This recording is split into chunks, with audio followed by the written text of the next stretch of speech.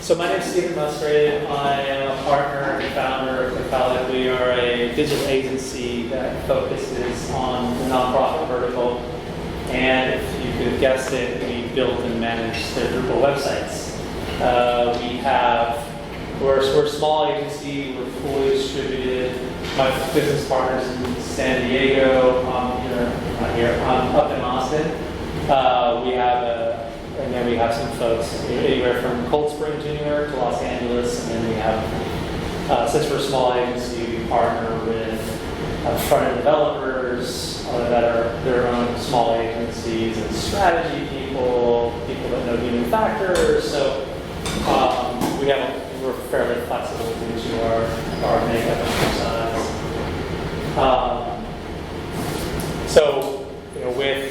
With servicing nonprofit, I'll get more to Drupal here, or Pelican here in a moment, actually. So there's my Twitter. I can be found on LinkedIn as well.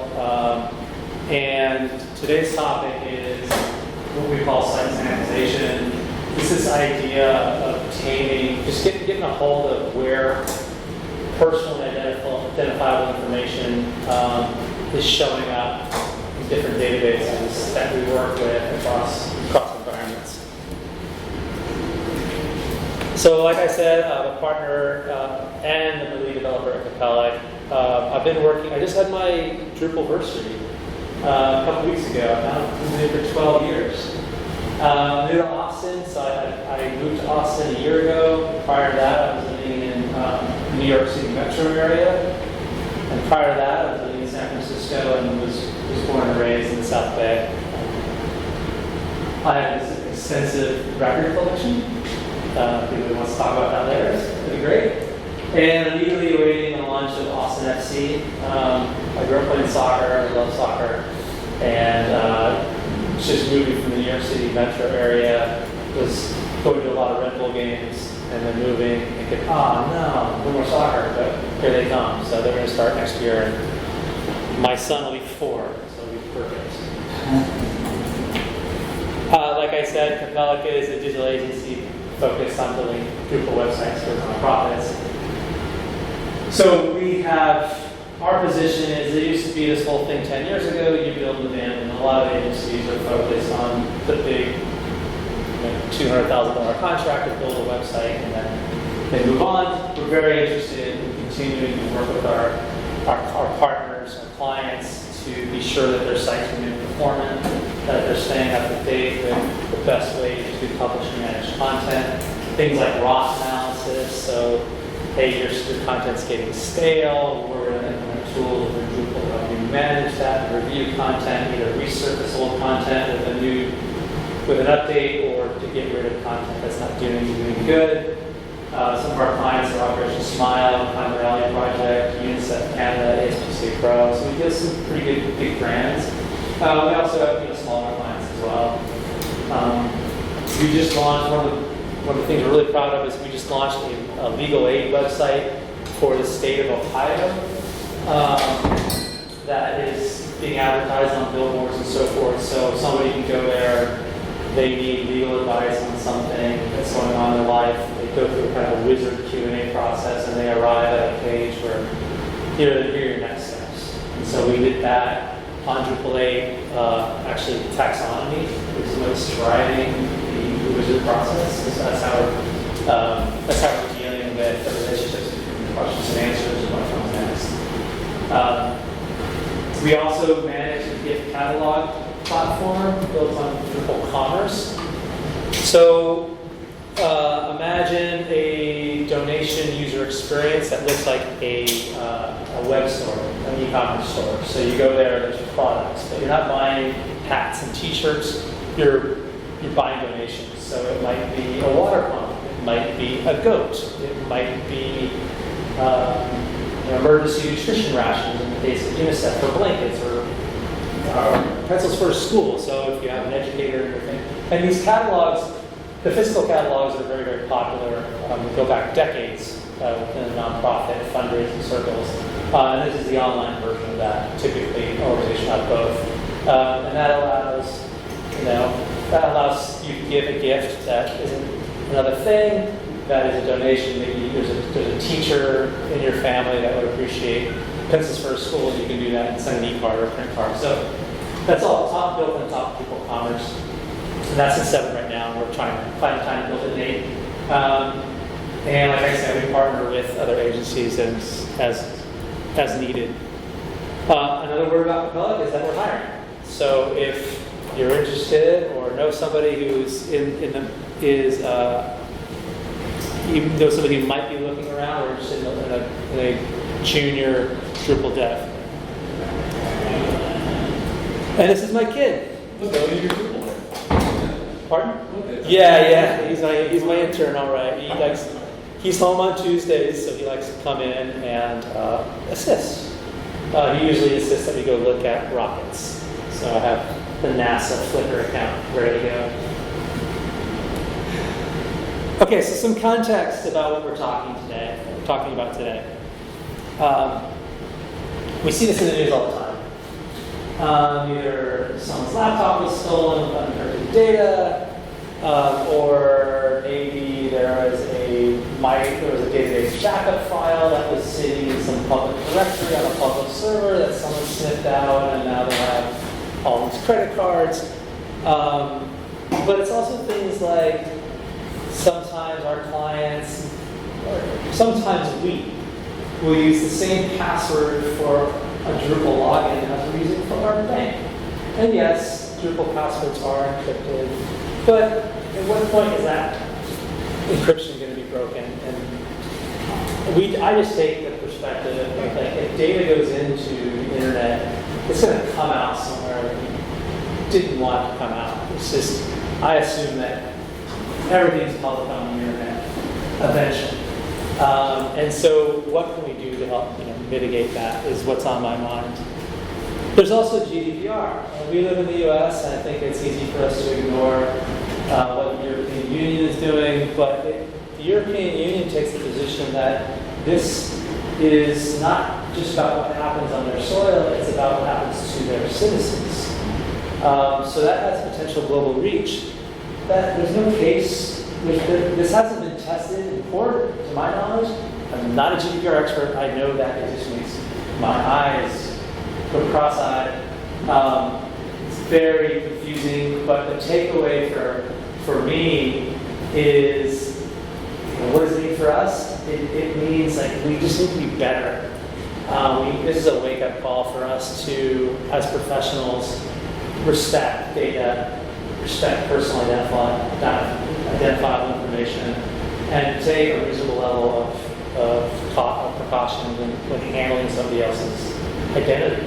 Because identity theft is something that happens all the time. And when I go and log into a website and ask me to provide security questions, and it's things like mother's maiden name or high school you went to, that's super easy to find out on the internet. And so to be able to plug that in and get access to your, your Ameritrade, trading, or your, banking, those sorts of things. You can just get access to your email. There are so many ways that they figure it out. And so for me, for example, if I get that sort of, so if someone's not in two-factor authentication yet, and they do ask these questions that are easily discoverable, my answers to those are just gibberish or obviously wrong, and I store that in my password manager. So I'm not the low-hanging fruit that is compromised. So say one high-profile case was 2008 presidential race. That was Sarah Palin's Yahoo account got hacked because that was one of the things. Is because she's a public figure, all those questions like what high school did you go to, people just entered in from that person's history and got right in. Yeah, exactly. And we shouldn't assume that the professionals know what's best for our data, because I know that I have been, and probably still have, some personal identifiable information somewhere that shouldn't be there, right? So it's a wake-up call, and it's an opportunity. So, Can you say something about California there? Oh yes, I'm sorry. I just actually added this to the slide, that's why I forgot. So California has a Consumer Privacy Act. So it's it's not just something that's offshore in Europe. California is attaching itself to these principles and also protecting their citizens, which obviously whatever California is going to do is going to have a ripple effect throughout the U.S. and the economy at large, because you put Europe and the United States together, and that's like really the global economy in terms of anybody's interacting with those entities, and you have to be subject to this. So I don't know what the details of what's in there, but the point being is, looking at this slide, it's like, I don't need to know the details of what's going on there. I know that I just need to take steps, start taking steps to protect data. Yeah.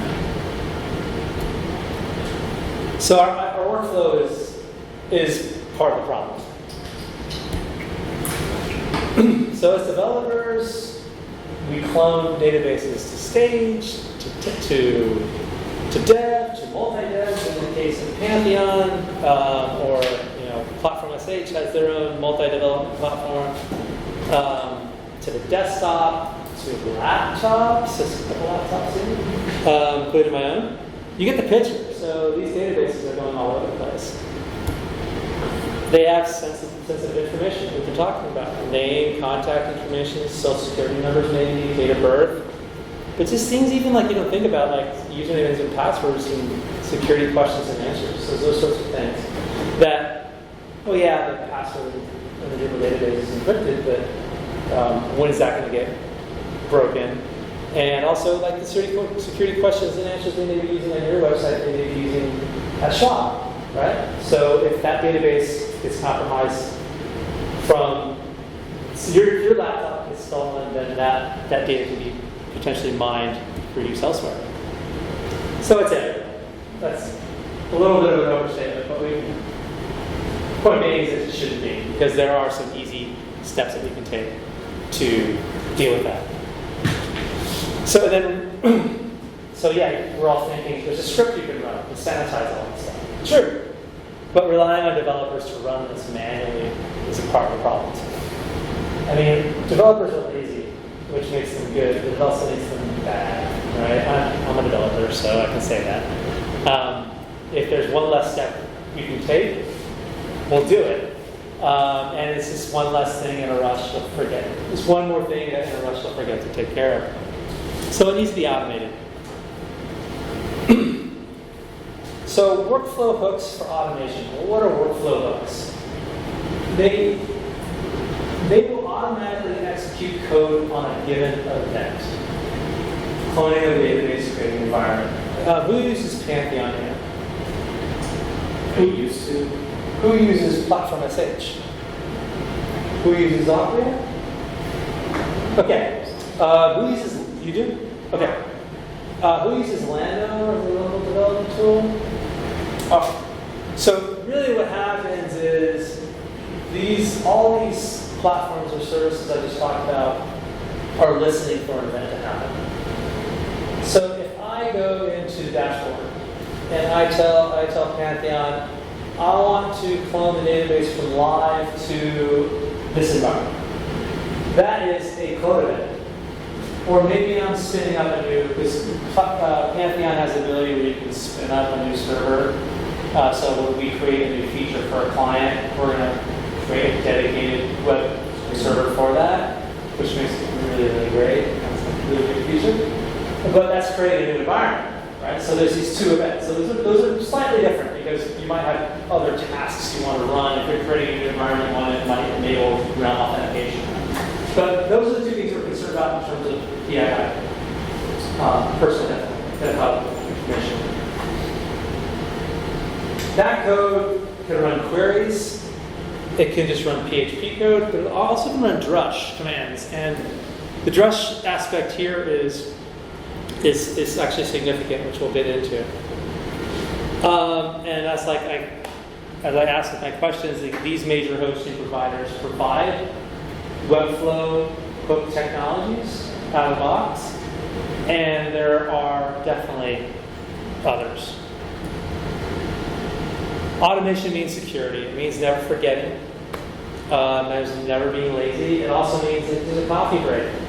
If I'm going to pull a if I'm working locally on a new feature for a client, I spin up my local development tool and I do a pull from live or a pull from whatever environment you pull from, and that's going to take 5 minutes. I can go get coffee, and when I come back, I have a locally built environment with all the data sanitized. So I don't have to worry about turning off cron or anonymizing email addresses so cron doesn't send me messages for a job that's in the queue. Like all those sorts of embarrassing or recurring, because of our commerce platform, we have recurring donations.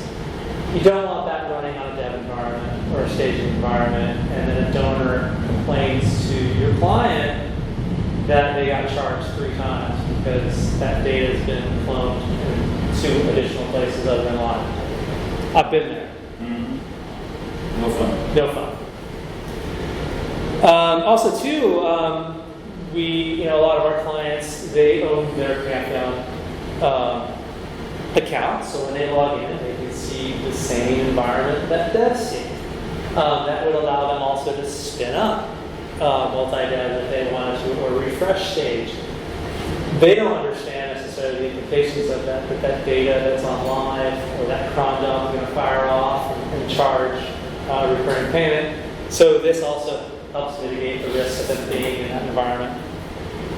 And then it's also easier to keep environments up to date, because I know I can run a script or do a pull that's going to pull all the data, pull the files, pull the code, and run the sanitization. I'm going to do it more often. I'm not going to keep this environment up to date because it means I've got this 20-minute ordeal of going through this manual script of like, okay, now clear this, clear that. So the requirements of this: it needs to run effortlessly. It needs to be easy to maintain across different web properties. Run it anywhere, not just on the Pantheon cloud. We need access to the Drupal APIs to safely manipulate data and take advantage of Drupal's cascading events. So, for example, if I delete an order out of Drupal, that order delete command is going to take care of deleting all the line items attached to it, all the logging attached to it, all these different things that are attached to an entity. Drupal will take care of, instead of me having to go through and do database surgery, deleting, going into tables and field tables and all that. That's what the Drupal API is for. It takes care of all that. So that is a key aspect to our architecture when we were thinking about a solution. It's got to also be easily debuggable during development, because with webhook technology, sure, I could write a webhook, I could write code that's going to fire from a webhook, but that means I got to upload it to Pantheon and then trigger that webhook within Pantheon. That's not a great testing workflow at all. And then we also need a paper trail of what was done, so we can go and verify that, oh yes, the script ran, or a client can verify that the script ran. So with Drush, we can sanitize the code from the command line through a webhook. So Quicksilver is the Pantheon, is the product name for the Pantheon webhook, and then also land it. I'll take those in order. So the command line interface. So maybe I downloaded a backup of the database maybe I just have a backup of the live database that I had to pull for whatever reason. And I now want to load that into my local Drupal. Like, oh, well, that's not sanitized. I bypassed this other workflow where I'm pulling things through webhooks. Well, then you can just run it to the command line. So you can just run it as a Drush command. That Drush command running through the command line is also helpful for testing.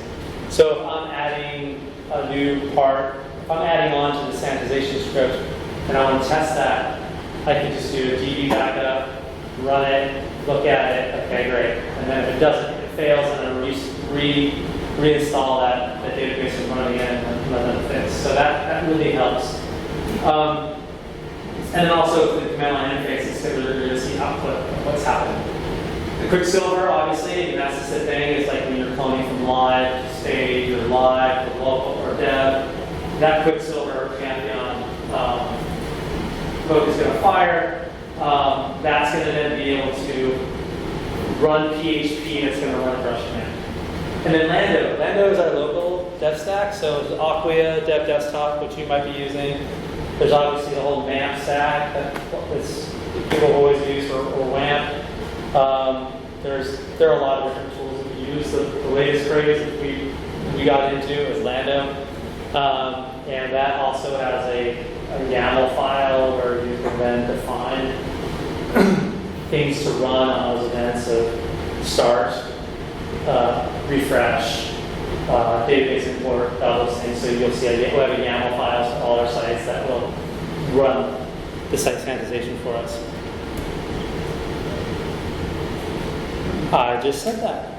So the reason why we have to deal with Lando and telling Lando to run site sanitization is because the webhooks that Pantheon would run when copying from one environment to another within their system, fine. Quicksilver, those webhooks, they'll do it. But what happens in copying from live to local or anything to local? Well, we're going from Pantheon to outside of Pantheon. Pantheon isn't going to fire off Quicksilver because Quicksilver operates on the destination. Local is outside of Pantheon, so therefore it's not going to run. So we have to be sure that our local dev environment is going to run these hooks. So that's where Lando comes in.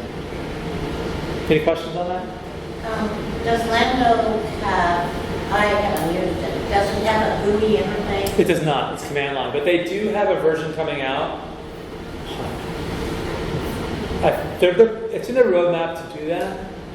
They do not. But if you're using, and I'll leave it there because I don't know a ton about it. But we just use the command. The command line tools are actually. I'm not a huge command line person. That's ironic, say, because I'm a developer. But like the Lando command line tools are pretty simple, pretty straightforward, and quick. It does take up a lot of resources. It's a virtual machine, so it's going to cause my fan to run all the time. And so, when you say run the sanitization, is that just like, for example, like you purge all the cron jobs, right, all the emails, and leave it at that, or can it be the case of using a script that says, okay, drop everything but just the example content? Yeah, we keep the configurations basically. Yeah, we're going to get to that, but that's exactly. I'm glad you brought that. It's heading in the right direction for you. Yeah, because I know with the configuration system, I know that's part of like what makes it really cool. Oh, interesting. So let's get into that in the Q&A, so we'll hear more about that. So enter the site sanitization application. It's a small PHP app. It's easy to deploy, meaning that you copy it into your Drupal code base. It sanitizes user email addresses and passwords and web form submissions out of the box. We threw web form in there because we use web form on everything. So all those submissions, the contact forms and all that kind of stuff, maybe it's something that's more sensitive, like on our Ohio Legal Health website, you have people who are revealing things that if it got out might be dangerous to them. So all those submissions are just blown away. So if we do need to do some testing on local for web forms, based upon web form submissions, we're going to have to write a script to just emulate that. That's just fine. By the way, means deleted or munged? They're deleted, which brings up a good point. You can munge it, although you'd have to override that out of this script. Then you extend it to sanitize any field that you define. So all you have to do is in an array is you just define all the fields you want to sanitize. The scripts, our site sanitization app is going to know, like, oh, this field is an email field. I'm going to do blah, blah, blah at example.com. This field's a phone number field. I'm going to just put a bunch of 5s in there so it understands the field type and will put in sanitized data accordingly. So if it's the first name, it's just going to do, you can actually define what it uses, but it's just a random string. And so what we do is when I'm building out, okay, this website needs the site sanitization app installed. I'll go to the field list report, analyze that to understand what are the fields that need to be sanitized based upon their names. I'll also talk to the client to be sure that There's parity there. And then make a list of that, and then just put all those into an array, and then the big file, which we'll get to. And then it just runs. It works. I have a question. Yes. If in fact you've got front-end edit rules, I would have thought a lot of these things you wouldn't be allowed to enter them if they were incorrect in the first place. Oh, well, there's good reason to store personally identifiable information. So you may be... No, I didn't mean sorry. that. I meant like emails. Right. They should be in the correct format or you can't type it in.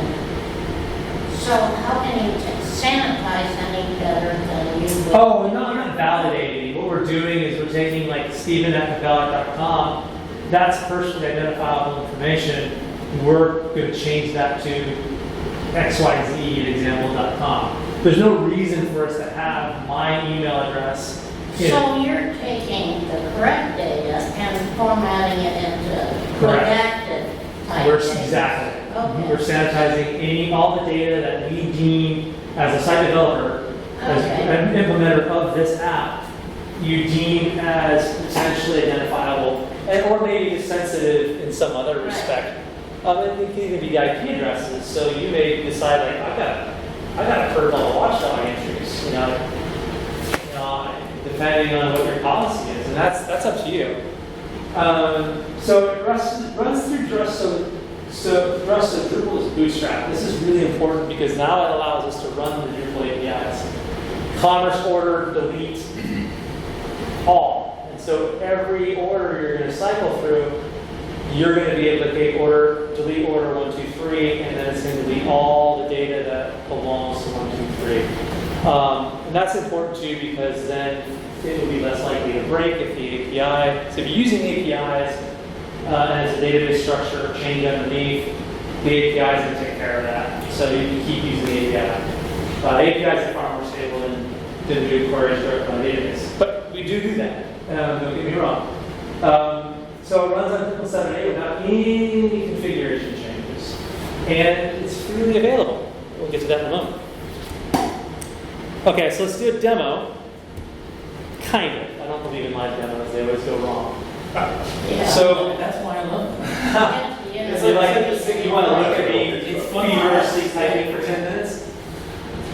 All right, so what's going on here? It's not too small, so we can just run through it. So this is I'm running the site, the implementation of the site sanitization script from the command line. So I'm running it through Drush. So unfortunately, I don't have the Drush command at the top. I just want to get more of the messaging out here.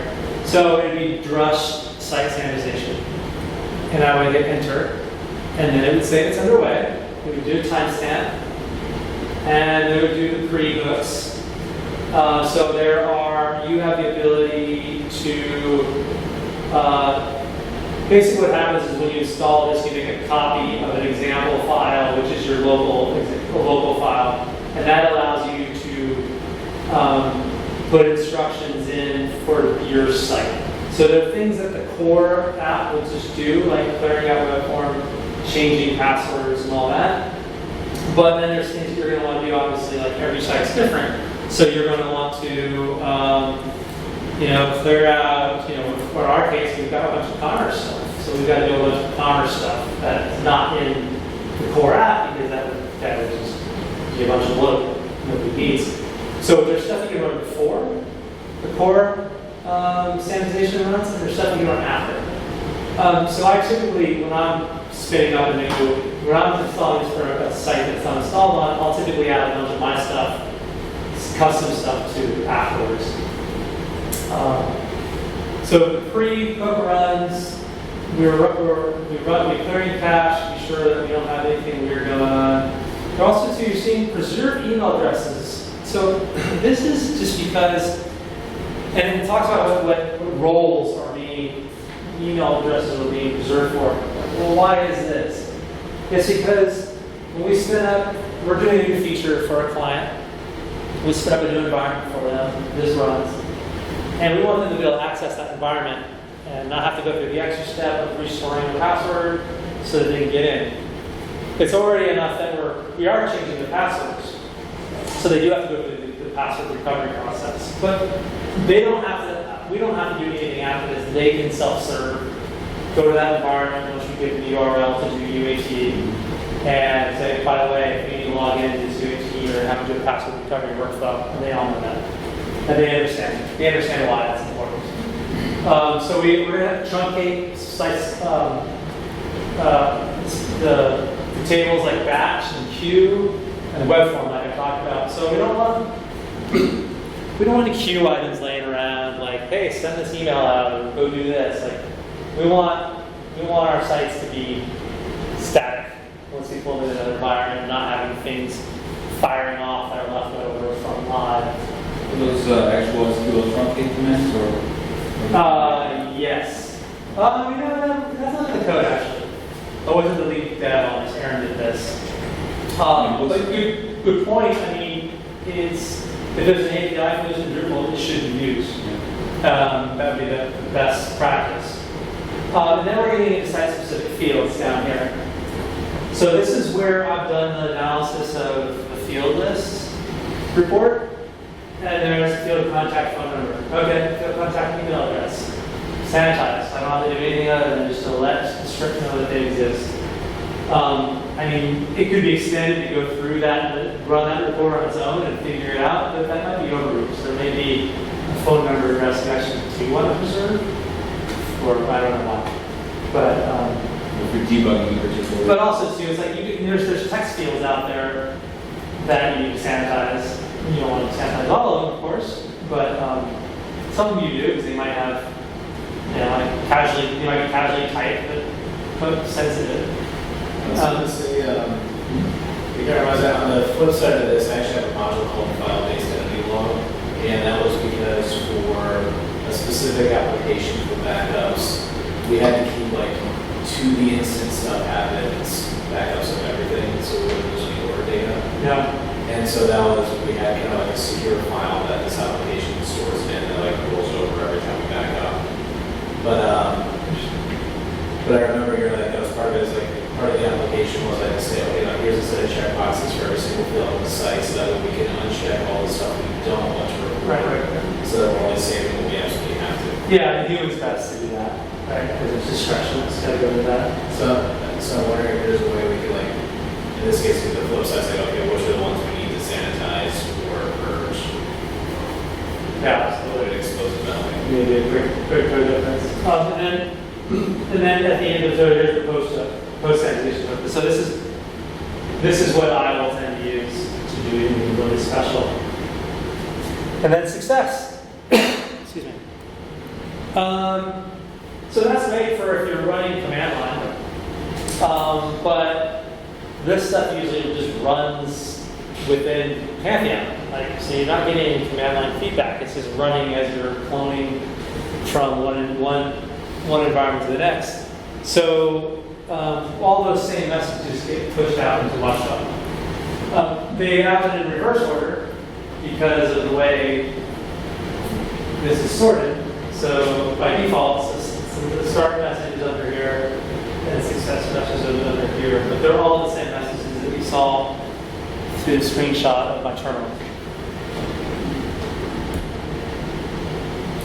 So how do you use this? Like I said, it's open source. It's available on, we'll get to where it is in a moment, sorry. So you would clone from Git, and you put it in sites all brush for 7. It goes somewhere a little bit different for 8, but it also goes into your Drupal code base. And then what you want to do is you want to copy that site example file and basically take the word example out of it. And then you edit that file to specify your custom stuff. So you may be using some custom module or a module that's not very common that's got stuff in it that you want to purge. You can do that here. For example, we have on our commerce platform, we keep track, we do a lot of interfacing with CRM APIs, and before we send that request out to that third party, we log it in the database table, because if that connection goes down, we want to still be able to have that data, which is extremely valuable to nonprofits. I mean, it's the value of an email address is something like $10. Donor potential. So we will log that to a table, but we don't want that floating around, so we truncate that. And I already talked about running custom code and new post hooks. So all it is when you install it, you implement it that way. You do drush, cast clear drush, so it will see the new drush command, and then drush site sanitization, and you'll start seeing the output that you saw in the terminal. So I know there aren't any Pantheon users here, but this is kind of what it looks like. This is how we notify Pantheon that this exists.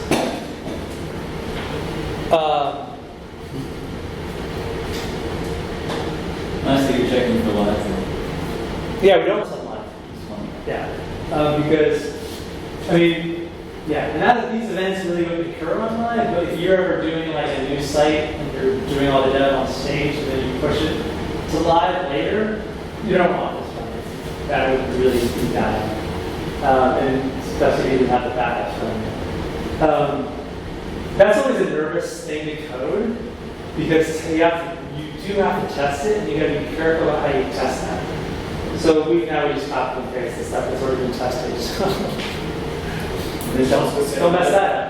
I said before you push, run it back in your hands. Yeah, for sure. So this is what's going to this is the code that's going to just run it on Pantheon. And so the key thing here is like before we used to have these scripts running, but not through drush. So all that code that's doing the DB query and all that kind of stuff and calling API functions, that was all in here. So what we did was no, this is a pass-through file now because it's all in drush. And the fact that it's all in drush means we can run it through command line, we can run it through Pantheon, we can take this and pull it over to Acquia. And whatever Acquia's file looks like to do this, we can just change it. And it basically will look the same. And guess what? All of our stuff is now platform agnostic. We can run it on platform SH, we can run it anywhere that has a webhook. So this is the file that gets called. This is the actual code that Pantheon is going to run. But within Pantheon, there's a config file called Pantheon YAML. That's going to call the file we just created, site sanitize PHP. So this is site sanitize PHP. This PHP is called during. So here's the workflows. The events are after we create a cloud development environment and after we clone a database, do these things, and these blocks are the same. Okay, so those blocks of codes are exactly the same. We're gonna call it site_sanitize PHP, and again, all that is this code, which then calls our drush commands. And then in the Lando file, it's the same sort of thing we did for the Pantheon YAML file. So again, Lando's our local dev environment. This is in the Docker root, and after we've imported a database, call this very cryptic command. We're going to be sure that we're in the web root. We're going to then clear drush, batch, and then we're going to run site sanitization. So that's another way we get to call this. It's all the same code, with just different routes to it. Done. So this script is freely available. It's up on Bitbucket. You can download it, help us make it better. We don't have the ability to write to Watchdog in Drupal 8. That Watchdog example you saw was only from Drupal 7. And that's what the code base looks like. That README file is actually very helpful. That'll take you through every step that you need to do. Do you have someone on the URL? Sure. I didn't get that. Sorry, question? Oh, that's what I wanted Yes. to do. And I'll make these slides available up on the presentation page on the campsite too. So you say you need help writing to Watchdog, like what do you mean in that context? Like software, like the scripting? So when we were developing this, Aaron was the primary dev on it. He was trying to make this, a version agnostic. And apparently there's something tricky about writing Watchdog commands through this. And I don't have any more details than that. But that's one area that we're, needs to be improved. And we're also looking at query consolidation. Because right now all the queries run individually. It's like, well, can't we just run all the... Because then it runs a command and then it comes back, runs a command and it comes back, and that makes it slower. So another thing we're looking at is, well, can't we just run all the truncate commands at once? Just give me a table list of all the things that truncate and just run it. Make it a little faster. But yeah, I don't have any details about what was complicated right at the Watchdog. Because I do know that, like part of the 7 to 8 changes, like so many things can turn into services. I remember like writing like Drupal send message that plays with this messenger service, and I forget what Watchdog's logging service was again, but Yeah, there was a learning curve. we just ran, yeah, exactly. I mean, things like, some things are really easy, which I love. Some things are really hard, like how do you, in a pre-process function, pull out just the URL out of a link field. It's like, it's ridiculous. So we're writing helper functions, so we don't have to keep trying to like, oh, we've got to go to snippets and pull this out. And it's like 8 lines of code, we get it. We can write helper functions that we use across all of our sites. They're just like, get URL, and you pass in the field name, it returns it. I was going to say, when you mentioned that too, what IDE are you guys using? PHP Storm. Okay, yeah, I'm using that too. And you're at like, unless you like declare the variable so you get that class, you're like, it is really hard because otherwise you don't notice there's so many functions tied into it now. Yeah. And in some cases also then they're wrapped in like some lower interface class. Yeah, I prefer not to deal with that. Yeah, I don't think you can do it without PHP Storm though. Yeah, it's just, some things get really, really complicated really quickly. Other things are made a lot easier. So this is what the repo looks like. And that's it. So we have a little time. We have about 15 more minutes for questions and answers. Also, I think one of the things my presentation is missing is like what exactly does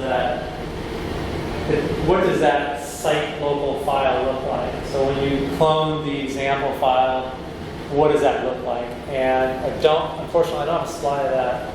But really, it's like we talked about. It's calls to deleting nodes. It's some DB query calls to delete, to truncate tables.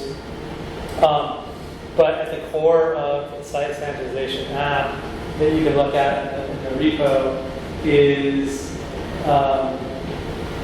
really largely like, okay, I'm being asked to sanitize this field. What kind of field is it? And okay, it's a telephone field. It's a phone number field. I'm going to sanitize that appropriately. And when you're writing your hooks, basically, Yes. it's running a bunch of hooks, right? Yeah. So, if you had an example of here's a field, and to write the hook, it would attach to this field this way, and here's what the hook would look like. That would be helpful. Yeah. Because it could ultimately run thousands of hooks. Well, what we could do, that's it. Like when you're you can make any call you can make in your Drupal code, you can make here in this site sanitization architecture because we're bootstrapping Drupal. That said, I did have some problems if you're doing rules manipulation. I actually had problems doing that, and I pulled that out into a separate sanitization script that does not use this. So with Drupal Converse, for example, all the payment gateway information runs through rules, and Drupal 7 does. So, and then changing values that are stored in rules is not easy. It's actually very difficult. It's not like a site variable where you can just change it. Sure, this is like rules, I don't know, like a bunch of JSON. How it stores the yeah, the database values are a mess. It's a big blob field, and you're like, oh, really? So you can't write. The great thing about it's like things like site variables is like variable get, variable set, you know, and it's very flat. And you can run that from Drush, you can run it from it's easy to run from the script. But when it's rules, it's like, yeah, I think it's JSON or it's Or some special format. yeah, Drupal typically does Serialized. serialized arrays, yeah. Can you reuse a hook against another field that's got the same format?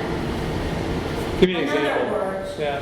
home email, work email. Yeah. You don't write two hooks. No, you would just declare those fields twice. So let me just go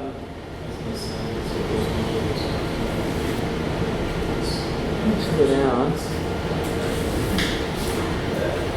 Let's go look at the repo. So if we read that, that's good enough, right? Is that better? Okay.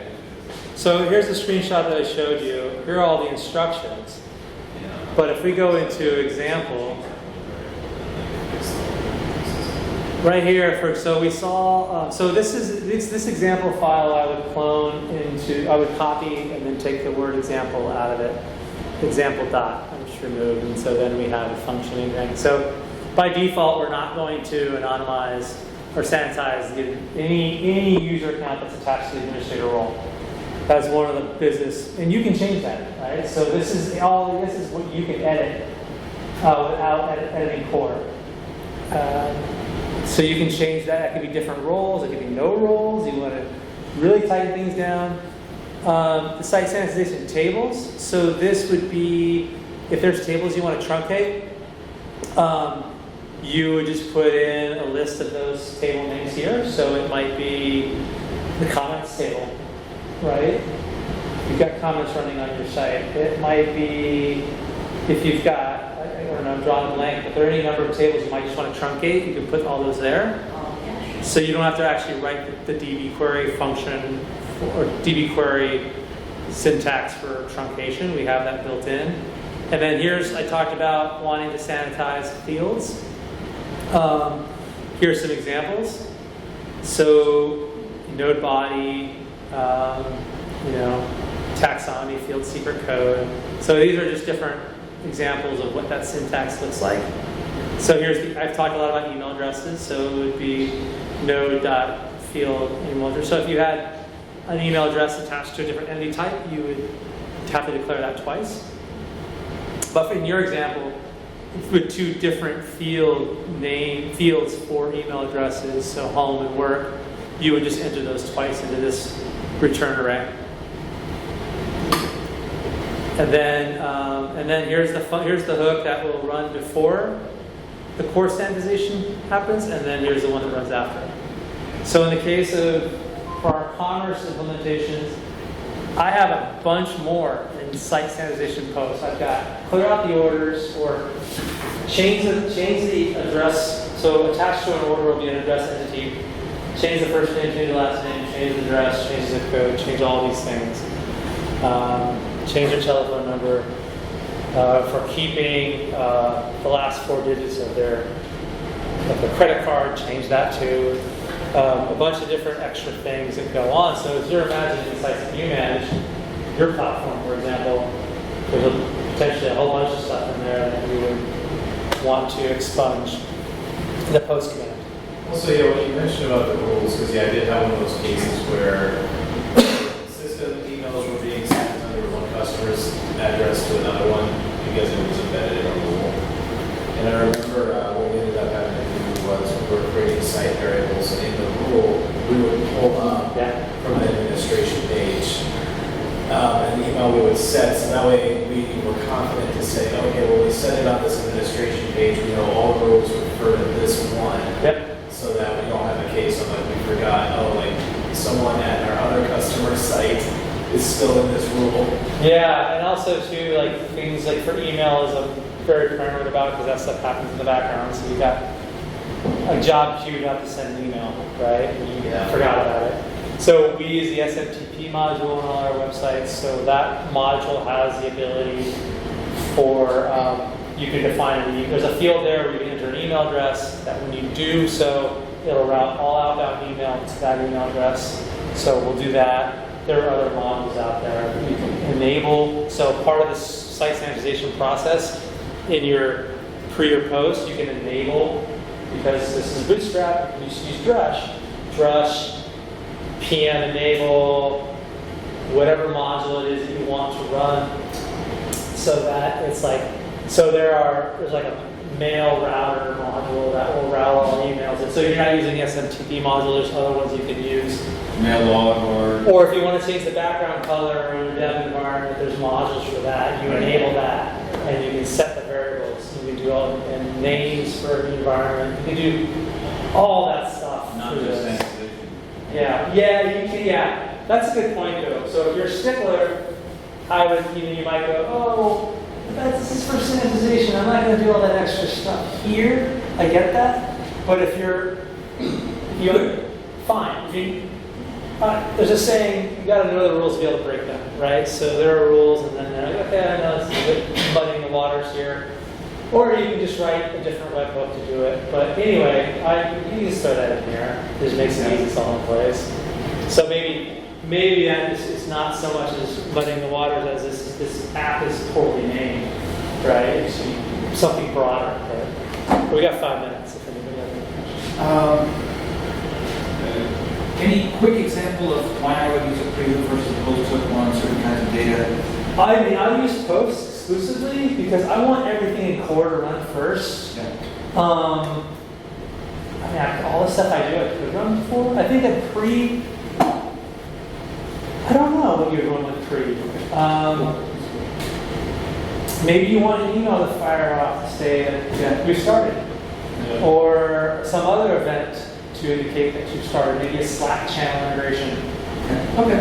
Cool. I also got one other question too. So yeah, for development, like I'm already saying, like definitely like how useful this is going to be for what we do because we're about to start doing some more run jobs and commerce type stuff that I can already see. And some of that subscription, so I can already see I double billing subscriptions. Yeah. Don't do it. If we migrate some, so this is really awesome. I also want to ask too, so we talked about like how to make sure for development how to access PII. Is there anything else you recommend for just like operationally, like how people do things? Or also, like how you like do stuff on the website? So this is not flawless. Obviously, if there's a bad actor, they could, and you're running Lando or running whatever local, and so we saw that Lando file where we're going to run it once the database is transferred to local, and we sanitize it. Well, someone can easily comment that code out so it doesn't get sanitized, or go into the Pantheon in the YAML file, comment out the calls to the webhook, deploy that. So if someone's a bad actor, they're going to be able to get the data, but then again, they can just go into the Pantheon dashboard interface and download the database directly. So that's not something I'm paranoid about. If I'm paranoid about that, I've got staff problems or access problems. Obviously, there's like if their accounts get confident, I mean that just opens up a whole other world. That's beyond scope of this. Or if you're concerned about like, wait, I want my data sanitized before it gets to the destination, because under GDPR, it's been pointed out to me that if you need to adhere to strict GDPR certifications, then this is not going to do it for you. But you actually need to sanitize before it gets off of live. And in that case, you want to talk to the good folks at Amaze.io because they're out of Switzerland. They're in Europe, you add LLM up, they deal with some highly sensitive data. So what they do is like if you do a clone, they're sanitizing the data in an intermediary environment or step before it's transferred off of live, which is super slick, but that's a whole other level. Is it before it gets off the line or before it leaves Europe? Well, I mean, before it gets off of live. I mean, they just basically, they buy the policy. It's like, oh, this data is only online and it's not anywhere else. So, the point being is like, yeah, it's that live data, that sensitive data is never on any other machines. I was going to say, now that I'm thinking about it, maybe one way you can do this is if you go from like live to stage to demo and Pantheon departments, you would have it sanitized when you put it on stage, and then you just say operational, like, okay, only ever pull from those environments. Yes. Look, years ago in an Aquia permissions, like I always want to be like, I don't want my devs to be able to pull from anything else but dev. I don't want them ever pulling database from live. If they need to get fresh data, they refresh dev first, and then they pull from dev to local. But those permissions don't exist. And, come on, like, I'm definitely going to take a shortcut and pull from live. All the time. Like, I got to get my work done. I've been given 2 hours to get a 3-hour task done. I need to refresh my database. I can use a cup of coffee. I'm going to pull from live. I'm not going to take that extra step. Pull all the files down, all that kind of stuff. This is definitely a way of circumventing that tendency of taking a shortcut.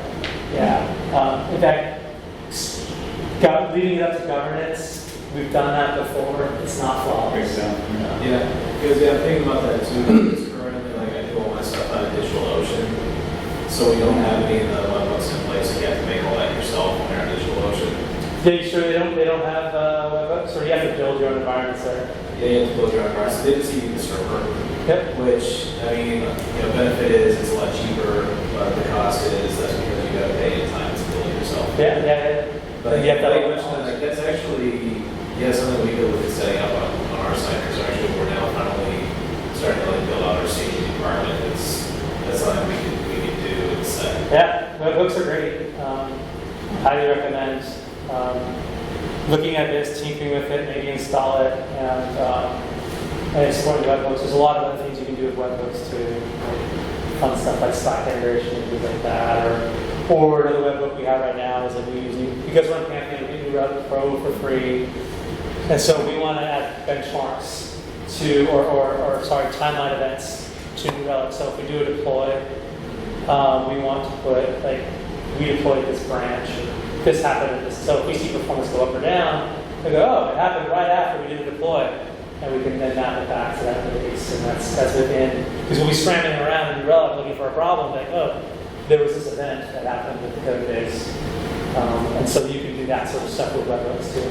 And in Pantheon's case, they have a whole Git repo dedicated to code snippets.